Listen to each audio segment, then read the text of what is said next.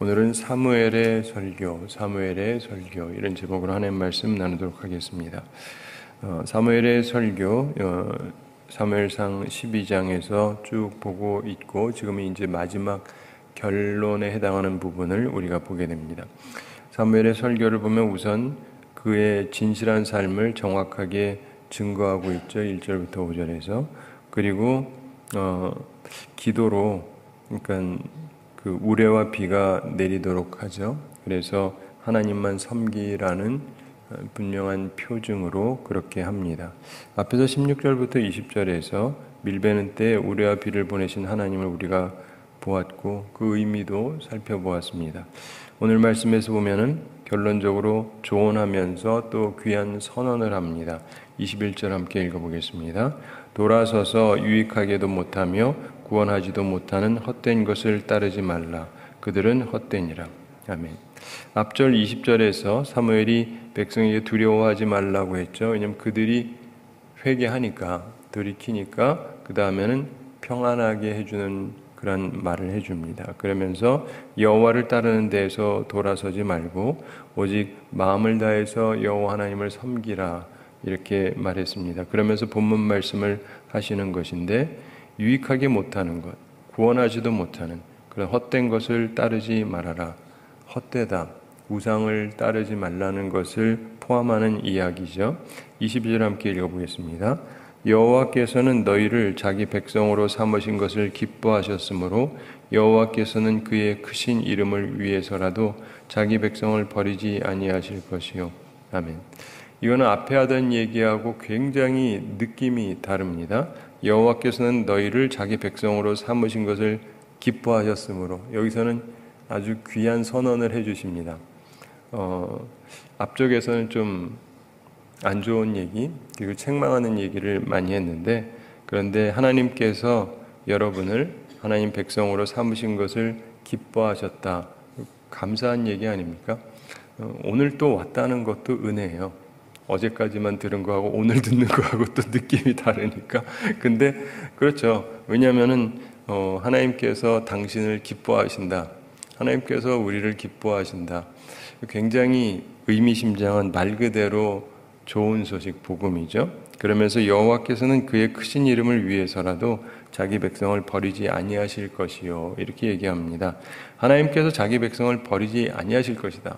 치실 거라고 얘기했었는데 지금은 하여간 버리지 않는다. 이렇게 얘기를 합니다. 혼내지 않는다는 건 아니지만 버리지는 않는다. 그래서 어쨌든 이 마지막 부분에서는 굉장히 기분이 좋은 이야기로 결론을 내어주고 있습니다. 그러면서 선지자의 두 가지 사역을 23절에서 이야기합니다.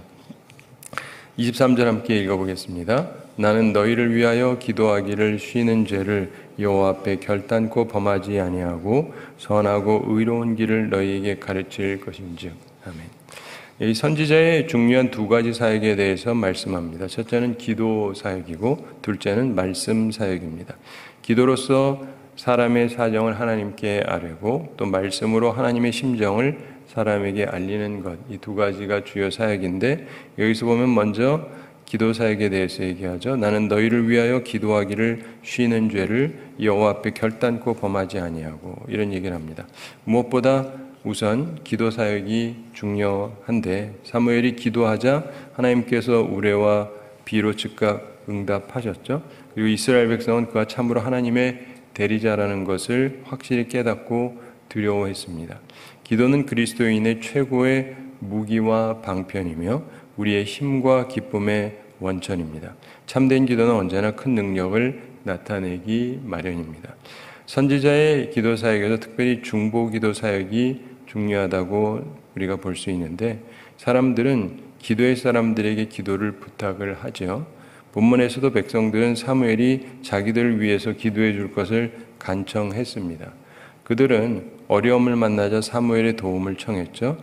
밀베는 때는 말씀드렸던 것처럼 이 오순절에 해당하는 5월, 6월경인데 이때는 비가 잘 오지를 않습니다.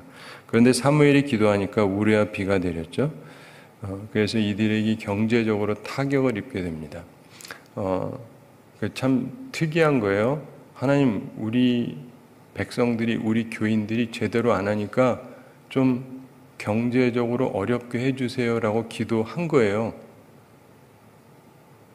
이 목사가 이런 기도해도 돼요? 그러니까 갑자기 헷갈리시죠. 근데 했어요. 제가 하고 있다는 얘기는 아니지만 근데 했어요. 그것도 여러분이 잘 이해를 하셔야 돼요. 뭐 기도하면 좋은 기도만 한다, 그게 아니고 이들이 정신을 안 차리니까. 그러면서 19절에 보면 그들이 두려워서 죽지 않게 해달라고 기도를 부탁을 했죠. 그러니까 이제 기도 요청을 받고 기도를 합니다.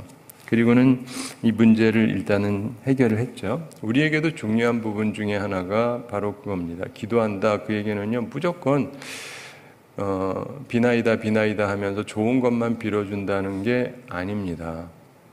그러니까 무슨 말이냐면 무엇이 그 사람을 위해서 참으로 필요한지를 생각을 해야죠. 어떤 거는요, 죄송한데 어떤 분은 돈 가지면은 안 좋은 사람이 있어요. 어떤 사람은 명예를 가지면 안 좋은 사람이 있어요. 어떤 사람은 권력 가지면 안 좋습니다. 우리가 이제 요즘에 심리학이 많이 발달해 가지고 하는 얘기인데, 심리학이 발전하면서 깨닫는 것 중에 하나가 모든 독재자, 모든 폭군들은 심리적으로 문제가 있는 사람들이에요. 근데 그런 사람들에게 권력을 맡기잖아요. 수많은 사람을 괴롭힙니다. 수많은 사람을 괴롭혀요. 그냥 밑에 있을 때는 자기 힘이 없으니까 휘두를 수가 없는데 올라가면 올라갈수록 더 많은 사람한테 영향을 끼치거든요.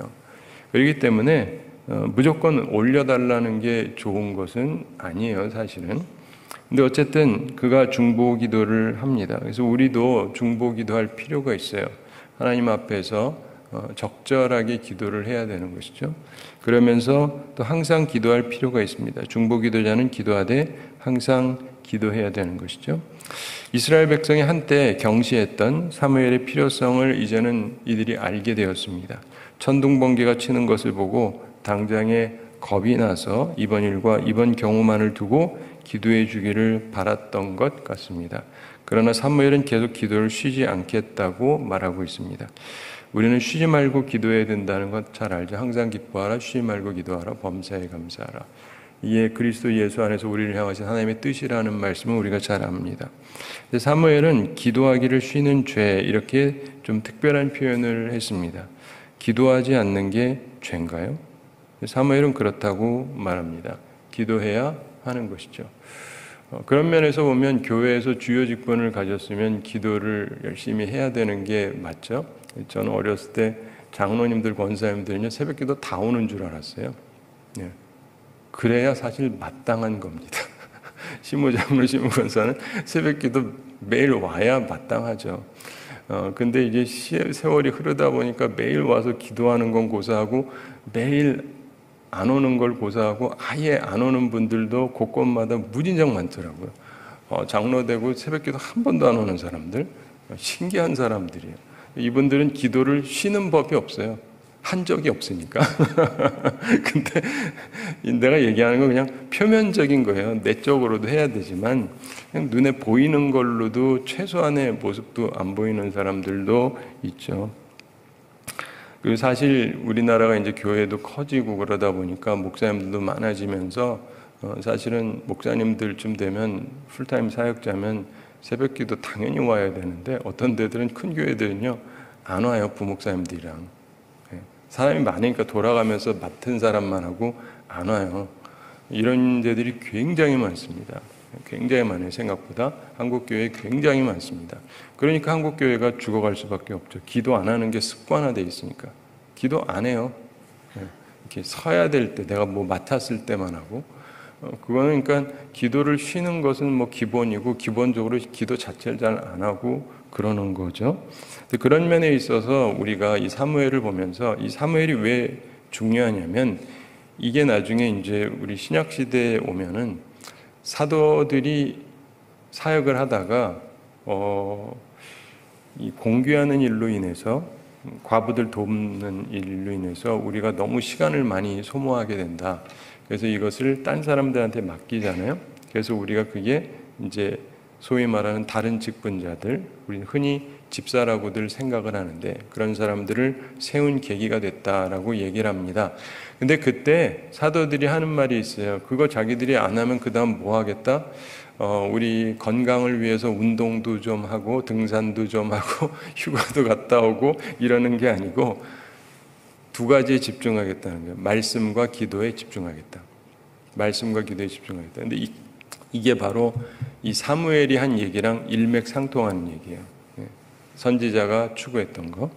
그래서 어쨌든 우리에게 기도 사역이라는 건 중요합니다. 그게 무엇이 되었든 어떻게 하든 하나님 앞에 아뢰는 부분이 분명히 필요한 거예요. 이건 반드시 필요합니다. 제가 언젠가 제가 담임을 다른 사람보다 좀 빨리 시작했어요. 30 초반부터 해가지고 대부분 40 초중반 돼서 시작하는 사람이 많은데 30 초반부터 해가지고 주변에 있는 사람들은 다 부목사인데 나는 담임을 하니까 그럼 부목사들 중에서 자꾸 이제 뭐라 그러는 사람들이 있습니다. 예를 들면 담임 목사님이 맨날 기도하라 그러는데 왜 그러냐고. 그래가지고 내가 한마디를 했습니다. 부목사는 잘 몰라요. 근데 담임이 되면 압니다. 기도 안 하면 죽습니다. 기도는 해야 돼요, 진짜. 기도해야 돼요. 근데 이게 기도가 하는 게 몸에 배는 게 굉장히 중요합니다. 근데 쉽지는 않아요. 쉽지는 않아요. 여러분 새벽 기도 맨날 나오는데 그냥 누워서 떡 먹깁니까? 아니잖아요. 이게 아무리 해도요, 쉽지가 않아요. 그래서 우리들이 기도한다라고 하는 게 결코 쉬운 것은 아닙니다. 그러나 어쨌든 하나님의 사람으로서 온전하려면 기도를 해야 되는 거예요. 사람들이 보든 안 보든. 그 다음에 말씀 사역을 해야 되는 것이죠. 여기서 보면은 23절 후반에 선하고 의로운 길을 너희에게 가르칠 것인즉 이렇게 얘기하지 않습니까? 선하고 의로운 길을 너희에게 가르치겠다. 이게 바로 그 말씀 사역입니다. 말씀 사역. 선지자는요, 기도만 하면 안 돼요. 목사는 기도만 하면 안 됩니다. 여러분도 기도만 하면 안 돼요. 기도도 해야죠. 아니, 하나님께 아뢰기만 하고 하나님이 우리한테 일반적으로 직접 얘기 안 하시고 누군가를 통해서 얘기하십니다. 그러니까 우리가 얘기를 해야 되는데 우리가 얘기를 안 하면 사람들이 무엇을 알겠어요? 그렇기 때문에 꼭 말씀을 전해야 됩니다. 그리고 사람들은요, 일반적으로 뭔가를 섬기려고 그래요. 그런데 하나님을 섬기지 않으면 다른 무언가를 섬기게 됩니다. 간혹 물질을 혹은 돈을 섬기는 사람들이 있어요. 그걸 하나님처럼 생각하는 사람들이 있습니다. 어떤 사람들은 자식을 하나님처럼 혹은 하나님보다 더 귀하게 여기는 사람도 있습니다. 한국에는 특별히 더 많아요. 따라서 사무엘은 21절에서 유익하게도 못하고 구원하지도 못하는 헛된 것을 따르지 말라. 그들은 헛되니라 이렇게 얘기했죠. 여기서 헛된 것이라고 하는 건 토후라고 해서 공허하다, 비어있다 이런 뜻인데 우상에게 사용되는 수로입니다. 우상은 피조물이 하나님 자리에 오르는 것이죠. 근데 아무 유익이 없습니다. 우리는 항상 하나님 말씀으로 우리를 돌아보아야 하는 것이죠. 그러기에 말씀을 전하는 사역이 꼭 필요한 것입니다. 저도 하나님하고 기도하는 중에 묵상하면서 우리 성도들에게 필요한 게 무엇인가를 생각하면서 말씀을 드리죠. 잘하고 있으면 잘하고 계십니다 하면 돼요. 잘하고 있는데 책망할 게 뭐가 있습니까? 그렇죠? 잘하고 있습니다. 계속 그대로 하면 됩니다. 잘하고 있지 않으면 잘하고 있다고 얘기하면 안 되죠. 특별히 잘못하고 있으면 지적을 해야 되죠. 해야 되는 거예요. 그래야 돌이킬 것 아니겠습니까? 물론 안 돌이킬 수도 있어요. 그렇지만 내 역할은 그걸 해야 돼요. 여러분도 마찬가지라는 걸 기억하셔야 됩니다. 일반 성도의 의무에 대해서 또 24절에서 말씀하고 있습니다. 너희는 여호와께서 너희를 위하여 행하신 그 큰 일을 생각하여 오직 그를 경외하며 너희의 마음을 다하여 진실이 섬기라. 아멘. 선지자가 일반 성도를 위해서 기도하고 또 말씀으로 가르치는 것이 의무라면 하나님의 백성들의 의무는 뭐냐? 그것은 24절에 있는 말씀대로 오직 하나님을 경외하며 마음을 다하여 진실이 섬기는 것입니다. 자, 우선 하나님께 대한 경외심, 인간의 모든 의무의 근본 원리입니다. 하나님을 경외하는 사람은 참되고 의로운 길을 걷게 됩니다. 하나님을 경외하는 사람들은 마음속 깊이 진리의 말씀을 새기게 되고 그러면서 그 말씀을 따라 살게 됩니다. 바리새인같이 표면만 번지르르한 사람들, 회칠한 무덤 같은 사람들이 되면은 물론 안 됩니다. 하나님은 우리의 중심을 보시는 분입니다. 그러므로 우리의 중심이 바르게 되어 있어야 하는 것입니다. 하나님을 경외하면서 마음을 다해서 하나님을 진실히 섬겨야 하는 것입니다. 우리의 또 다른 사명이 있는데 그것은 우리도 세상을 향해서 선지자로 보냄을 받았다는 것입니다. 하나님께서 이스라엘 백성을 택하셨을 때 그들을 무슨 나라로 삼으셨는지 기억하십니까? 제사장 나라로 삼은 거예요. 많은 분들이 그걸 잘 모르시는 것 같아요. 이스라엘 백성을 택하셨다, 사랑하셨다, 너희들만 구원하겠다가 아니라 이들을 제사장 나라로 삼은 거예요. 예. 제사장이 뭐 해야 되는 건지 아시잖아요. 제사장은 사역해야 될 대상이 있습니다. 하나님이 있고 또 사람이 있잖아요. 근데 다시 말해서 그들은 다른 민족들에게 하나님의 말씀을 전해야 했던 것입니다. 그러나 그들은 그렇게 하지 않았습니다. 자기들의 정체성에 대해서 잘못된 인식을 가졌고 선민이라고 하는 생각만 하면서 그러면서 자기들이 해야 될 일을 하지를 않았어요. 그래서 그들이 버림받았다는 게 일반적인 성서학자들의 해석이에요. 우리는 새 이스라엘이에요. 우리도 똑같은 짓을 하면 안 됩니다. 하나님이 우리를 택하셨다, 우리 구원받았다, 좋다, 끝. 그러면 하나님이 여러분을 계속 사랑하시고 지켜줘야 될 이유가 뭐가 있어요? 근데 요즘 교회들이 많이 그러고 있죠. 이스라엘 백성들이 했던 똑같은 어리석은 짓을 하고 있습니다. 하나님이 날 택했으니 됐고 우리 집은 구원받으면 됐고 그럼 끝. 굉장히 사악한 것입니다. 제가 목사인데 우리 집만 구원받으면 됐지 뭐. 그럼 훌륭한 목사일까요? 그거 아니잖아요. 그 이상한 목사지. 자, 이제 예수님을 통해서 구원의 역사를 이루시는 하나님께서 목사만 부른 게 아닙니다. 신약성경에 보면 베드로서에서 우리는 모두 왕 같은 제사장이다 이런 얘기하죠. 그런데 그게 새로운 얘기가 전혀 아니에요. 구약에도 있던 얘기예요. 그걸 베드로가 얘기했을 뿐이에요. 그러니까 만인 제사장설 그러니까 사람들이 대단하게 생각하는데 사실은 그게 구약에 있었던 관념을 다시 설명하는 것일 뿐입니다. 목사도 기도와 말씀으로 사역해야 되는 거죠. 마찬가지로 성도들도 그렇습니다. 제사장이 하나님과 하나님의 백성들 사이에서 사역하는 것처럼 성도들도 하나님과 세상에 믿지 않는 사람들 사이에 서 있다는 것을 기억을 해야 되는 것입니다. 그래서 여러분도 기도 사역을 하셔야 돼요. 기도하지 않는 건 죄입니다. 한 번도 기도한 적이 없어요. 누군가의 구원을 위해서. 그게 당연하냐? 아닙니다. 심각한 죄예요. 자기 역할을 안 하는 거잖아요. 자기 역할을. 아직도 우리 주변에는 죄에 빠져서 회개의 길로 돌아서지 못한 사람들이 있습니다. 그들이 우리더러 특별히 뭐 기도해달라고 하지 않을 수 있어요. 그러나 우리는 그들을 위해서 기도해야 하는 것입니다. 우리는 우리가 마땅히 위해서 기도해 주어야 할 사람을 위해서 기도하고 있는지 돌이켜 보아야 하는 것입니다.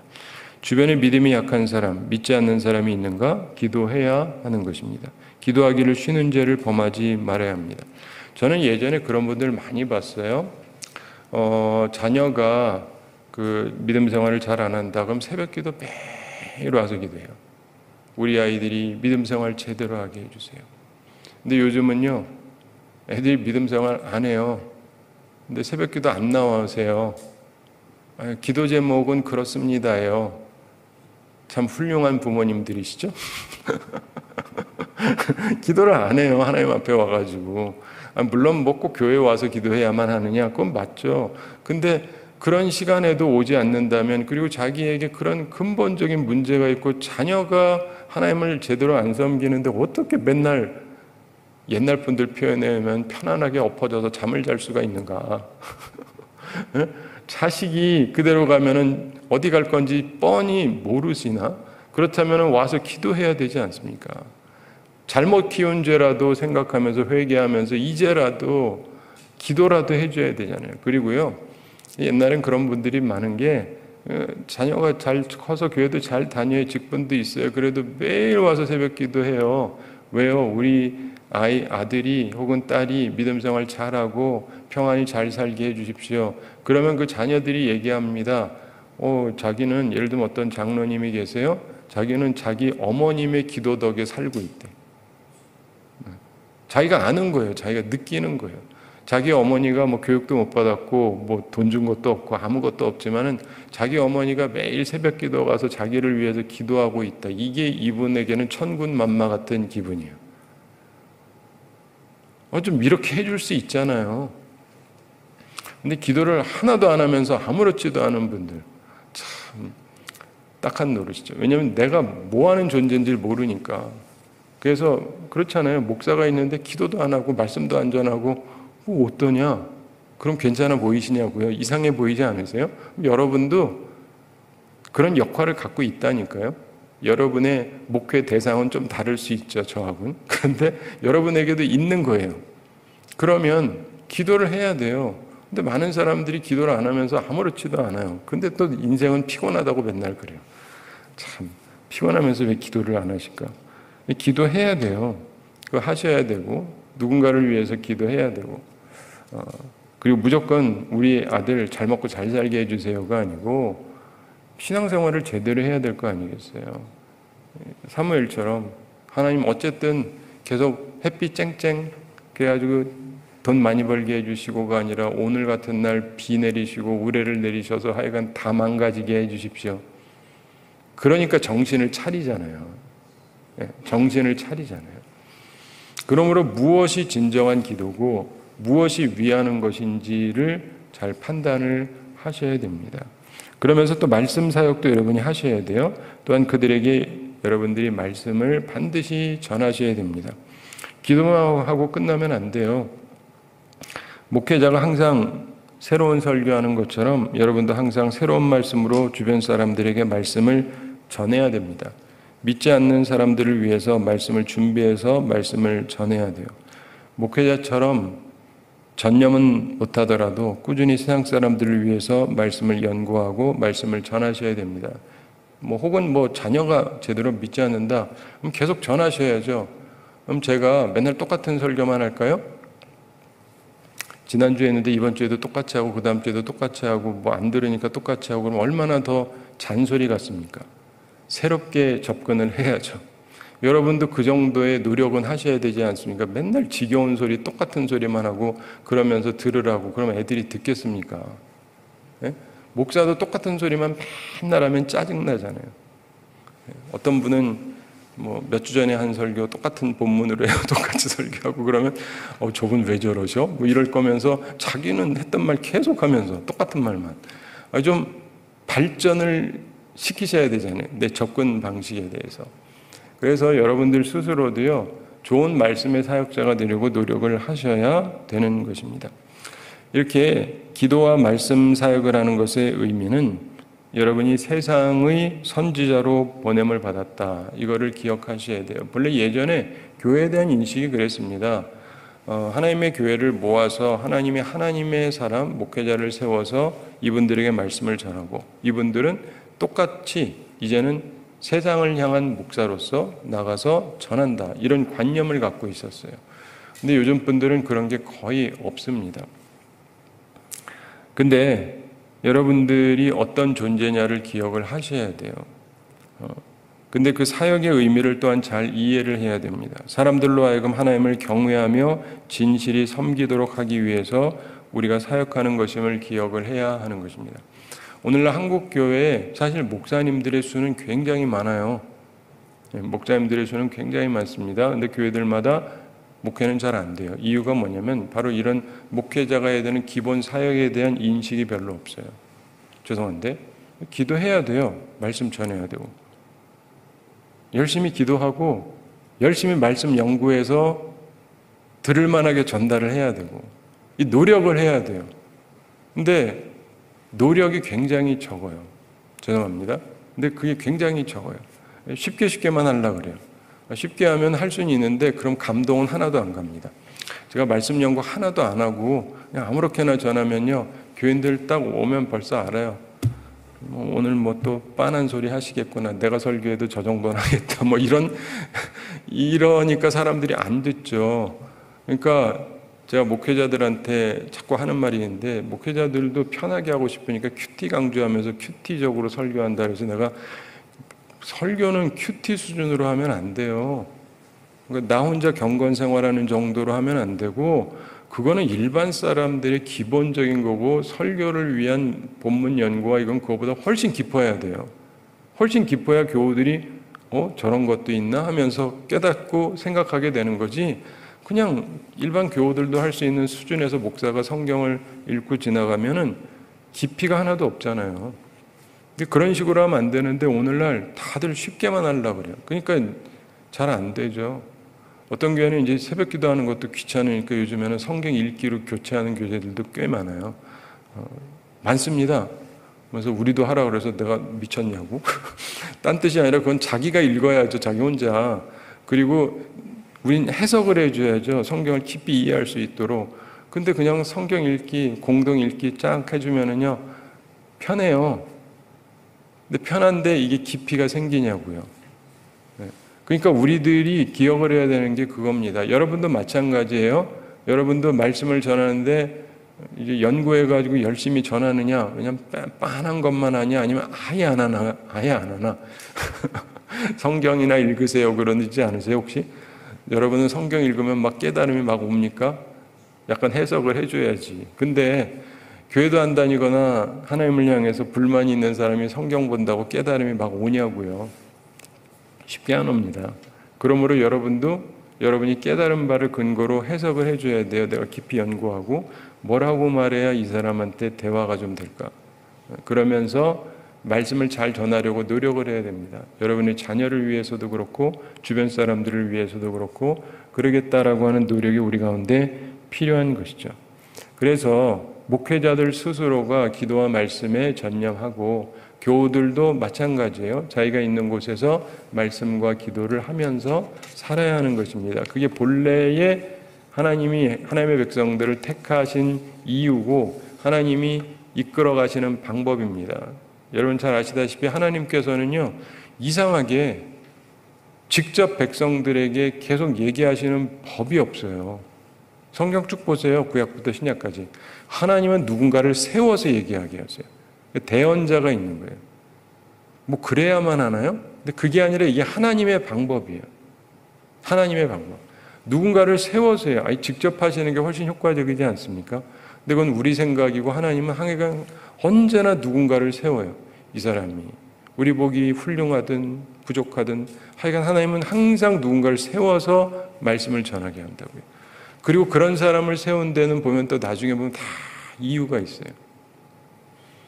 그러므로 우리는 하나님이 보내신 자에 대한 존중과 하나님께서 그를 보내신 이유를 생각하면서 하나님의 말씀을 잘 받고 순종하고 따라야 될 뿐더러 여러분도 그 위치에 있다는 걸 기억을 하셔야 돼요. 그렇게 하셔야 돼요. 여러분 요즘 많은 사람들이 자기 목사님을 사랑하고 존중하고 돕질 않고 어떻게 도와야 되는지도 몰라요. 왜 그런지 아세요? 자기가 안 해보니까 그래요. 제가 우리 아버님이 목사님이었잖아요. 제가 지금 목사잖아요. 근데 제가 목사가 되기 전에는 아버지를 안다고 생각했어요. 목사 아들이니까 대부분 그렇게 생각합니다. 목사 자녀들이 자기 아버지 잘 안다고 생각해요. 근데 목사 자녀가 아버지를 알 길이 없어요. 자기가 목사 되기 전에는. 애 낳은 분이 애 낳은 심정 아시죠? 안 낳은 사람이 어찌 알아요. 그냥 추정할 뿐이지. 그래서 그냥 대충 알죠. 대충. 그런데 진짜 알려면 내가 한번 해봐야 알아요. 근데 내가 목사 되기 전에는 아버지에 대해서 목사에 대해서 잘 알고 있다고 생각했는데 목사 되고 나니까 전혀 다른 거예요. 새로운 시각으로 보여져요. 제 아들들도 있는데 아는 것 같지만 걔들이 알긴 뭘 알아요. 알죠. 뭐 열심히 하고 믿음 생활도 열심히 하고 하나는 전도사기도 하고 그러나 목사 되기 전에 모르는 게 있어요. 대봐야 하는 게 있습니다. 근데 내가 이 얘기를 왜 하냐? 여러분이 목사처럼 밖에 나가서 사역을 해보면 목사가 어떤 생각을 하는지를 알게 돼요. 기도하는 게 어떤 건지, 말씀 전하는 게 어떤 건지, 그들이 받아들일 때 어떤지, 안 받아들일 때 어떤지, 이걸 알아야 목사의 심정이 이해가 가요. 그럼 내가 어떻게 반응해야 되는지가 자연스럽게 배워지게 돼요. 근데 왜냐하면 그 사역을 전혀 안 하니까 뭐가 돕는 건지 뭐가 괴롭히는 건지조차도 몰라요. 그리고 어떻게 해야 되는지도 모르고. 그러니까 사실은요, 자기가 할 바를 잘해야 됩니다. 저는 목사로서 하면서 계속 느끼는 게 뭐냐면 하나님 뜻대로 하려고 노력하다 보니까 하나님의 심정이 자꾸 이해가 가요. 내가 뭐 언제 하나님 생각할 이유가 있겠어요. 근데 하나님의 심정이 느껴지는 거예요. 아, 하나님이 이런 마음이시겠구나. 이런 마음이시겠구나. 그러므로 여러분도요, 여러분 사역을 열심히 하셔야 돼요. 그래야 하나님의 종도 제대로 도울 수가 있고 협력할 수가 있고, 그리고 하나님에 대해서도 제대로 이해할 수가 있는 것입니다. 그러면서 마지막 15절 함께 읽어보겠습니다. 만일 너희가 여전히 악을 행하면 너희와 너희 왕이 다 멸망하리라. 아멘. 그런데 우리가 하는 모든 일, 모든 사역은 오직 하나님을 위한 것이라는 것을 기억을 해야 됩니다. 내가 영광을 받기 위함도 아니고 내 견해를 주장하려는 것도 아닙니다. 오직 말씀과 기도의 사역을 통해서 사람들이 하나님을 경외하고 진실이 섬기도록 해야 합니다. 저의 설교를 많이 들으신 분들은 아시겠지만 제가 설교하고 사역하는 모든 것들의 내용들이 가능하면 하나님을 경외하도록, 하나님에 대한 인식이 생기도록, 그리고 하나님을 진실한 마음으로 섬기도록 설교하고 있다는 것은 인정을 하실 거예요. 근데 우리가 해야 되는 것은 그거예요. 그러면서 그러나 만일 너희가 여전히 악을 행하면, 하나님을 경외하지 않고 하나님의 뜻을 따르지 않으면 너희와 너희 왕이 다 멸망하리라.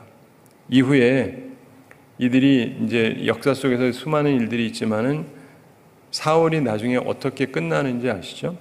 블레셋에게 사울도 죽임을 당하고 이스라엘이 완패하게 됩니다. 말씀대로 되었습니다. 사랑하는 성도 여러분, 하나님의 말씀은 진실해요. 그 말씀을 가볍게 받으면 안 됩니다. 그리고 우리는 있는 대로 전해야 돼요. 그래야 온전한 것입니다. 예전에 어떤 분이, 저랑 나이가 좀 비슷한 분인데 이분이 그래요. 자기 교인이 누가 어려움이 생겼는데 이거 어떻게 하면 좋은지 모르겠다고 그러면서 우리는 항상 하나님께서 우리를 보호하시고 그런다 그랬는데 사고가 나가지고, 그래서 근데 그분은 이제 자기 견해가 너무 강한 분이라 뭐 말해봤자 싸움만 되니까 그냥 지나갔는데 처음부터 가르침이 잘못됐죠. 아무 일도 안 생길 거라고, 항상 하나님은 우리를 보호하시는 분이라고, 지키시는 분이라고, 물론 그런 말씀도 있죠. 근데 그것만 얘기했으니까 뭔 일이 생겼을 때 갑자기 당혹스러운 거예요. 왜냐하면 하나님의 말씀에 대한 총체적인 이해를 갖지 않고 듣고 싶은 소리만 빼서 듣고 싶은 소리만 전달하고 그러다 뭔 사건이 터질 때에는 해결이 안 되는 거예요. 우리는 그러면 안 되는 것입니다. 저를 보면서도 느끼시겠지만 제가 여러분들에게 누구든 간에 온전하지 않으면 괜찮을 거라고 절대 말하지 않습니다. 왜냐하면 하나님이 그렇게 말씀하시니까. 그게 우리의 책임이에요. 온전하지 못한데 괜찮을 거라고 얘기하면 진짜 그 피값을 우리가 받는다는 걸 기억을 하셔야 돼요. 선지자가 잘못하는 걸 보면 하나님이 얘기하라고 하면 얘기를 해야지, 그냥 두면 그 피값은 누구 거다? 선지자 몫이에요. 여러분도 선지자시라니까요. 왕 같은 제사장이라니까요. 잘못하는 거를 보고도 아무 말을 안 하고 입 다물고 있으면요, 그 죄값은 여러분 거라니까요. 누가 잘못하고 있어요. 교회에서도 그렇고. 근데 아무 말을 안 해요. 왜요? 하나님을 경외하지 않으니까. 그 사람은 무서운지 몰라도 하나님을 경외하지 않으니까. 그러면 그 죄값을 다 받게 된다니까요. 오늘날 교회를 보면 내가 느끼는 게 비겁자들이 너무 많아요. 비겁한 사람들. 자기를 위한 욕심을 챙길 때는 막 싸우면서 정말 중요하고 온전한 사건에 대해서는 비겁한 사람들이 너무 많습니다. 그거 다 죄예요. 하나님이 그냥 두지 않습니다. 그거 다 세고 계신다는 걸 기억을 하셔야 돼요. 말씀을 맺으면서 기억할 게 있습니다. 우리 사무엘의 설교를 기억할 필요가 있습니다. 우선 우리는 하나님의 명령을 정확하게 배워야 되고, 그리고 일한 대로 갚으시는 그러한 심판이 있다는 것을 기억을 해야 하는 것입니다. 그리고 우리가 살면서 항상 말조심 좀 해야 되고, 그리고 두 마음 품으면 안 됩니다. 우상 숭배하거나 그러면 안 되죠. 마지막으로 내 사명과 직분이 무엇인지를 잘 이해를 해야 됩니다. 그리고 그 사명을 완수를 하기 위해서 노력을 해야 됩니다. 예수님께서 예루살렘을 보시고 우셨던 것을 기억을 하시죠? 예수님을 영접하지 않고 멸망을 자초할 그들의 반역을 아시기 때문에 우실 수밖에 없었습니다. 그러나 주님은 끝까지 그들을 가르치기 위해서 성전 정화를 시도하셨습니다. 주님은 또한 장사하는 자들을 내어 쫓으시면서 내 집은 기도하는 집이 되리라 하였거늘 너희는 강도의 구려를 만들었도다, 이렇게 말씀하셨습니다. 합법화된 강도짓은 예수님 당시만의 일이 아닙니다. 세상적인 일을 하는 교회 또는 교인이 많이 있습니다. 오늘 나는 교회에 왜 나왔는가 질문해 보아야 합니다. 기도하러 왔는가? 또한 아이들은 교회에 와서 무엇을 먼저 하는가? 기도하라고 가르치는가? 질문해 봐야 됩니다. 주님께서는 성전 정화 이후에도 날마다 성전에서 가르치셨습니다. 죽음의 위협을 알면서도 끝까지 용기의 모범을 보이셨습니다. 제가 한국 와서 보니까 몇십 년 만에 참 바뀐 것 중에 하나가 교회들이요, 카페를 많이 하더라고요. 그걸 굉장히 당연하다고 생각하는데 저는 가슴이 서늘해요. 교회가 기도하는 곳이 돼야지 커피 마시는 곳이 되면 됩니까? 그건 바깥에서 장사하는 사람이 해야 될 일이지 왜 교회에서 그거를 해요? 그 돈도 또 받더라고요. 장사도 하고 이 하남에도 곳곳마다 교회들마다 해요. 그러면서 장사를 하는 건 좀 안 된다 그래가지고 요번에 시장님한테 얘기해가지고 법을 개정해가지고 장사해도 되도록 통과를 했습니다. 그러면 날더러도 하라고. 안 해요. 그걸 왜 해요? 목사님들이 도대체 왜 그러시는지 이해를 할 수가 없어. 교인들이 교회로 오면 기도를 해야지, 안 오니까 커피 만들어 놓고 커피 마시러 오라고. 이게 교회가 해야 될 일입니까? 참 답답하기 짝이 없어. 종교개혁을 이렇게 마틴 루터도 많은 고뇌가 있었습니다. 저도 보면서 전 마틴 루터 같은 사람은 아니지만 종교개혁지 가서 보니까 마틴 루터를 표현하는 재미있는 게 하나 있어가지고 재밌어서 하나 살짝 사왔는데 뭐냐면요, 미운 오리 새끼 해가지고 씻어 먹게 만들었어요. 미운 오리 새끼 얘기 아시죠? 어떤 오리가 있는데 주변에서 계속 미움을 받아요. 얘는 생긴 게 좀 다르다. 그래가지고 계속 미움을 받는데 나중에 알고 봤더니 얘가 백조였다, 뭐 이런 거죠. 근데 우리가 살아가면서 보면은요, 혼자 좀 다르다라는 것이 굉장히 미움을 받기도 하는데, 근데 제가 이런 많은 이야기들 할 때마다 항상 마음속에서 공포심을 느낍니다. 이거 혹시 또 누가 듣고 날 또 괴롭히지 않을까부터 해서. 그런데 그럼에도 불구하고 하는 이야기가 뭐냐면 하나님을 생각하니까 하는 거예요. 하나님 생각 안 하면 나도 안 하죠. 뭐하러 그렇게 합니까? 그리고 뭐 비위 맞춰주고 있는 공간을 활용해서 돈도 벌고 좋지 않습니까? 근데 하나님을 생각한다면 그러면 안 되는 거죠. 우리는 믿음으로 구원을 얻는 것인데, 그런데 오직 성경을 근거로 우리 삶이 서야 된다는 것을 그 당시 마틴 루터가 증거했지 않습니까? 그는 죽음의 위기에도 성경을 번역하기도 하고 그러면서 끊임없는 노력을 했습니다. 그의 노력이 오늘날 만민에게 성경이 번역되어지고 읽혀지고 삶의 지침으로 사용되는 계기가 되기도 했던 것입니다. 사랑하는 성도 여러분, 저도 선지자로서 하나님과 하나님의 백성들 사이에 서 있습니다. 항상 그 생각을 합니다. 여러분도 역시 마찬가지예요. 선지자로서 하나님과 세상에 믿지 않는 사람들 사이에 서 있습니다. 선지자라고 하든 제사장이라고 하든 하여간 그렇게 서 있는 거예요. 이제 우리 함께 선지자로서의 직분에 충실하게 되기를 바랍니다. 하나님께서 주시는 은총으로 사무엘과 같은 선지자가 되어서 많은 사람을 주님께로 돌아오게 만들고 주님을 경외하며 주님을 진실하게 섬기는 삶으로 우리가 사람들을 인도하는 사람들이 되어야 할 것입니다. 제가 좋아하는 다니엘 12장 3절 후반에 많은 사람을 옳은 대로 돌아오게 한 자는 별과 같이 영원토록 비추리라, 이렇게 말씀을 했습니다. 사랑하는 성도 여러분, 많은 사람을 주님께로 옳은 대로 인도해서 하나님 나라의 별과 같은 비추이는 존재가 되기를 우리 주님의 이름으로 축원합니다. 우리 함께 기도하겠습니다. 사랑의 하나님 아버지, 우리를 사랑하시고 오늘도 저희에게 귀한 말씀 주심을 감사드립니다. 주의 말씀을 기억하면서 이 사무엘의 설교, 거기에 담겨진 귀중한 의미를 저희들이 깨닫고 우리도 사무엘처럼 살아갈 수 있는 사람들 되게 하여 주시옵소서.